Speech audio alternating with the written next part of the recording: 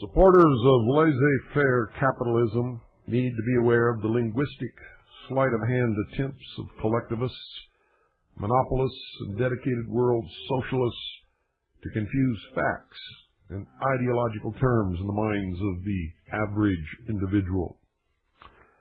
Let me use the following excerpt to illustrate my point. Quote, "In what is widely accepted to be an increasingly interdependent global capitalist economy, the resurgence of nationalism poses an apparent contradiction. With its emphasis on social and cultural exclusion and its ambition of delimiting the territorial and sovereign limits of political authority, nationalism and, indeed, the nation-state would seem dysfunctional to the needs of international capital," end quote. E.J. Hobsbawm, 1975. First of all, within the context of global economy, or a global government, the term capitalist is a misnomer at best, and brazen deceit at worst. You see, if the international documents and treaties of the United Nations serve as any indication, the economic and private property restrictions they place upon the average individual are authoritarian and socialistic in the extreme. They would certainly prohibit the individual from freely engaging in entrepreneurial capitalist free enterprise while simultaneously protecting from unfair competition the small but entrenched coterie of pro-capitalist, which there is no such thing, global financial monopolists. I will not even attempt to address here the draconian restrictions these documents place upon freedom of thought, conscience, speech, and association. For contrary to the clever insinuations of Keynesian economists, monopolism is not capitalism any more than nationalism is automatically the ideology of those demanding the conservation of distinct politically sovereign nation-states.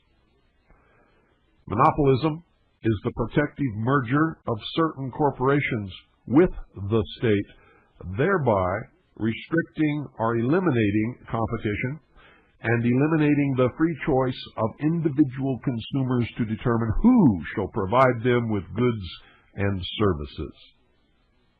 Monopolism, you see, is a manifestation of statist or globalist socialism. Monopolism is the very antithesis of free enterprise capitalism. And contrary to the equally deceptive insinuations regarding nationalism, those who would seek to preserve individual freedom and laissez-faire capitalism under a politically sovereign constitution and Bill of Rights designed to do just that are the true pro-freedom individualists. These heroes are frequently lambasted by the same press, academicians and economists who would deliberately confuse monopolism with capitalism. You see, constitutionalists, objectivists, libertarians, and other laissez-faire capitalists are incorrectly labeled nationalists, and nationalists anxious to redeem their vile ideologies with more virtuous associations do nothing to dispel the rumor. In fact, in the view of the true nationalist, the cure for international socialism is nothing more than fascistic, authoritarian national socialism, usually racist, ethnocentric, tribalistic, and hierarchical, and bearing no resemblance whatsoever to libertarian concepts of limited government, individualism, and pure capitalism. It is slander in the extreme to associate those who plead for politically sovereign nation-states in the name of pro-individualist, pro-capitalist freedom with those who espouse one of the most evil, pro-collectivist ideologies produced of political theorists, which is nationalism. Nationalism, ladies and gentlemen, accurately defined, does not encompass a patriotic devotion to pro-individualist, minimalist government or a free economy. Quite the contrary. Nationalism, or its complete appellation, National Socialism, is the ideology of ethnic collectivism and economic protectionism, overlaid with authoritarian state control of industry, property, and persons. It is closely allied to fascism, for which it usually serves as a preliminary political base, and populism, yes, populism, an equally socialist politic which often precedes it. That's why you had better be damn careful if you're messing around with populism and the populist party. Nationalism, like its political fellow, populism, is completely antithetical to capitalism. Nationalism, like its political fellow, populism, is completely antithetical to capitalism. You see, both Adolf Hitler and Benito Mussolini were nationalists.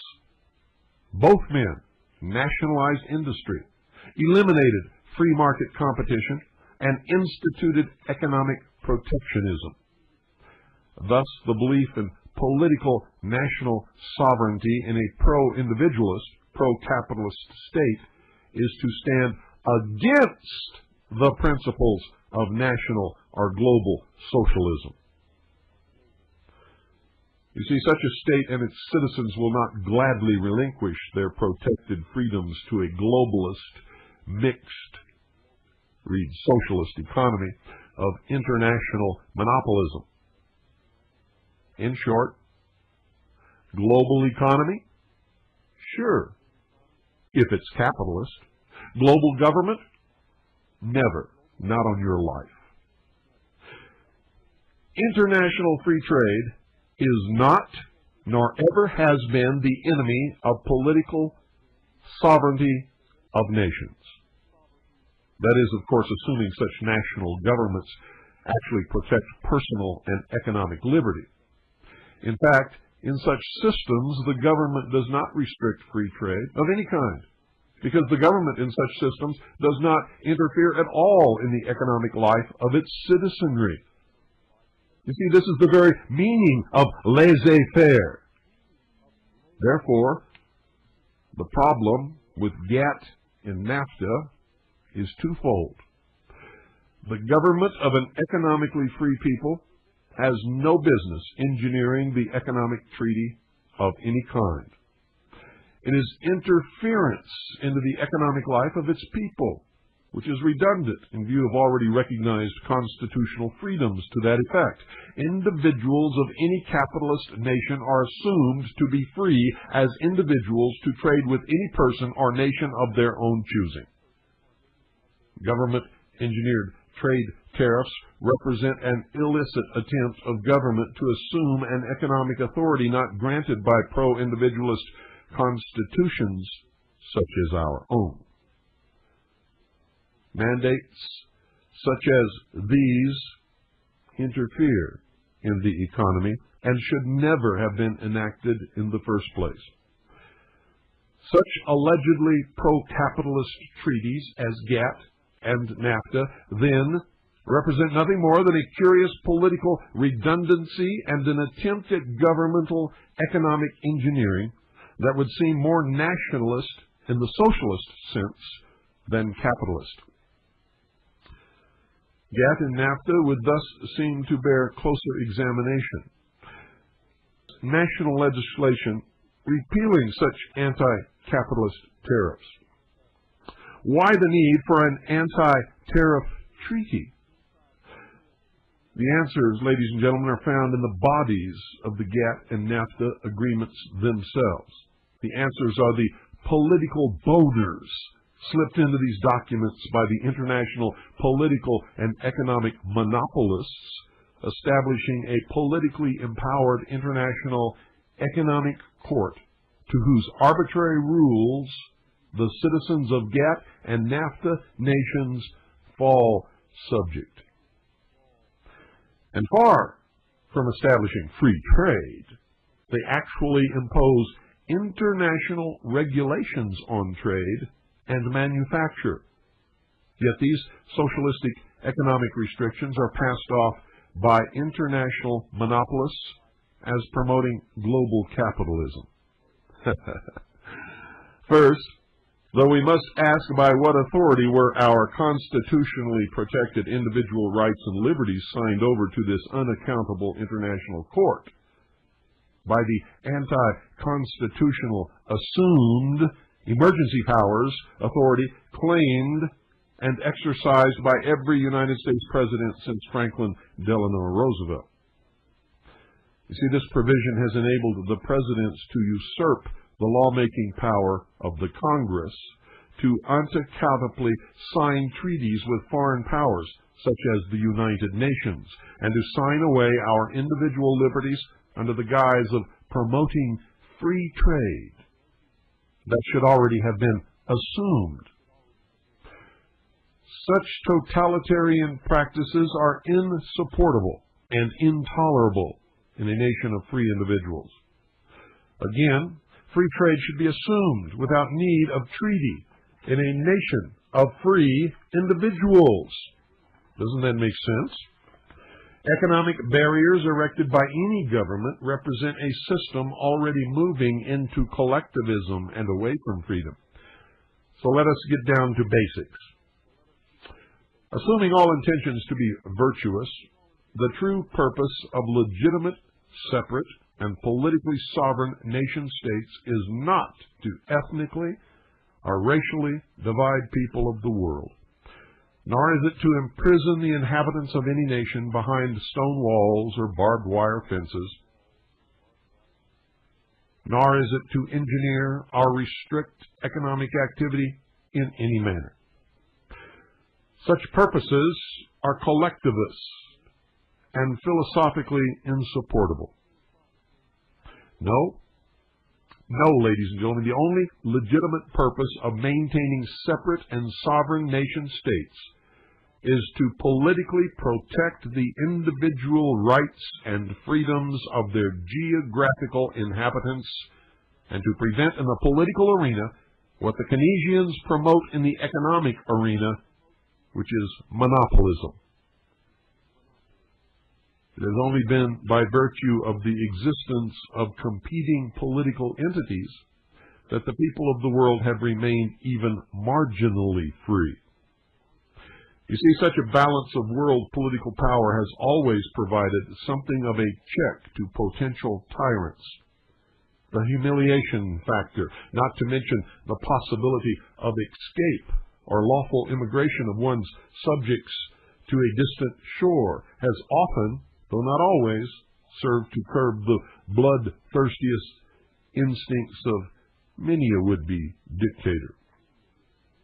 And in that case, whatever in the world would be a sensible inducement for the citizens of a free nation to trade their national governmental system of pro-individualist and capitalist protections for the dubious governmental protections of a pro-collectivist, anti-capitalist global system.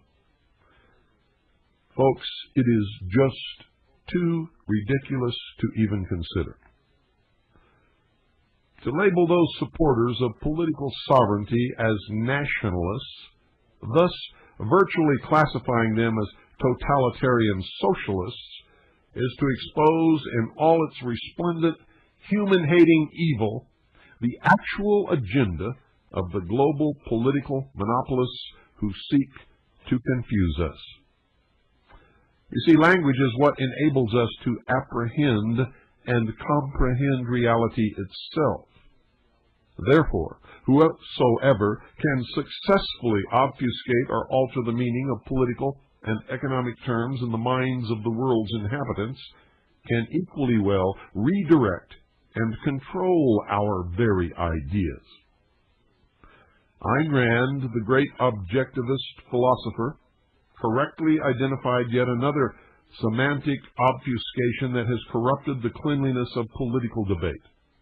And I quote from The Intellectual Bankruptcy of Our Age by Ayn Rand, copyright 1961, "But what is significant, ominously significant, is the fact that certain groups are now attempting to switch the term conservative back to its 19th century meaning, to palm it off in the public by imperceptible degrees, never bringing the issue fully into the open, hoping that people will gradually come to believe that a conservative is an advocate of authority, but of traditional authority."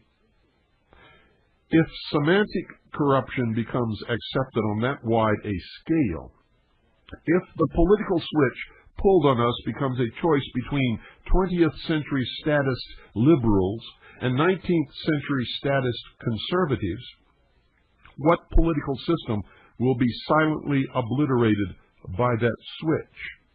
What political system is being destroyed by stealth without letting people discover that it is being destroyed? Capitalism. End quote.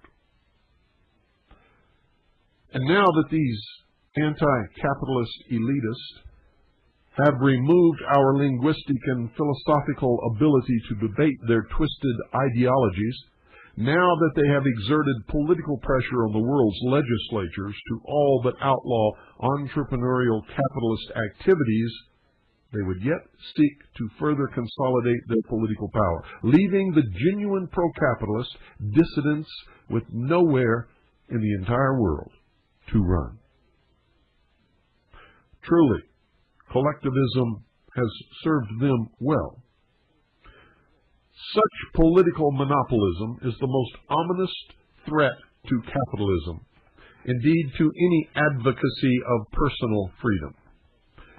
International government, the embodiment of political monopolism, is a virtual guarantee of totalitarian control of the world's people and complete eradication of pro-individualist, pro-reason, ethics, and politics. The sole moral justification for any system of government is strictly the protection of the unalienable natural freedoms and individual rights of each and every person subject to its laws. Such a system, ladies and gentlemen, can only exist in a world of politically distinct and sovereign nation-states. Any political system, however, that violates the natural unalienable freedoms and rights of its citizens instantly criminalizes itself and forfeits its legitimate claim to govern. And that was written in May 1996 by my good friend Gene Faulkner. It will be an article in the forthcoming issue of Veritas, ladies and gentlemen. Don't go away.